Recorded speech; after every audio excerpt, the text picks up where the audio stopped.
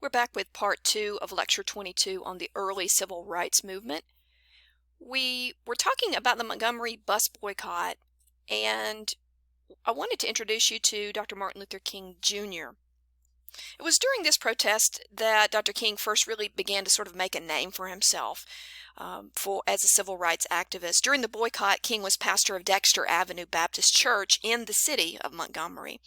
And it was his rousing orations that motivated crowds over the long, sometimes fearful months of the boycott. As he spoke out in favor of desegregation, King became, therefore, the target of white hatred. His house was firebombed by local whites, but he persevered in the cause. Dr. King will go on to participate and take a leading role in many civil rights protests around the country. He will also help to form the SCLC, or the Southern Christian Leadership Conference, which will be an organization of black pastors who will use the pulpit as a means of trying to increase support for the civil rights movement in the United States. Later on, he will also help to lead the famous March on Washington, D.C. in 1963, in which, in front of the Lincoln Memorial, he gave his famous I Have a Dream speech, in which he envisioned a United States which could be brought together through integration, not torn apart. In the end, the Montgomery bus boycott was a huge success for civil rights activists. In November of 1956, the U.S. Supreme Court upheld a federal district court decision affirming that segregation on city buses was unconstitutional. Now, with the power of the federal government on their side, blacks could return to the buses confident in the knowledge that the law was on their side.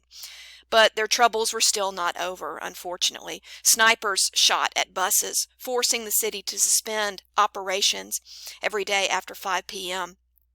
One group even tried to start a whites-only bus service in Montgomery. There were a wave of bombings.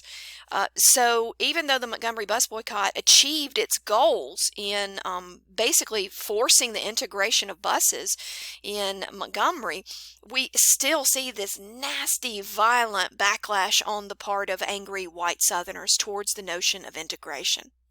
On the national level, President Dwight D. Eisenhower was becoming increasingly anxious over a lot of the bad press that his administration was receiving. The Little Rock crisis, what was taking place in Montgomery with the bus boycott, was inviting a lot of criticism of the president. There were many who felt he should have taken a stronger stance supporting integration. Then there were those on the other side of the political aisle who said he should not be supporting the integration of schools or buses. What we will see is that Eisenhower will ultimately sign into law the Civil Rights Act of 1957. This bill was significantly watered down, though, as it made its way through both houses of Congress. Southern politicians immediately said, no, I'm not signing a document that advocates for civil liberties for black Americans. Other legislators from around the country said, no, something must be done. This is ridiculous that we have the slaughter of Emmett Till, that we have the violence associated with the Montgomery bus boycott. So this act will do some important things. It will establish a civil rights division within the Justice Department that will be tasked with investigating incidents that violate the civil rights of African Americans. But overall, this law was stripped of many of its major provisions by angry white Southern legislators who said that they were against completely enacting any sort of law that would offer significant protections to black Americans.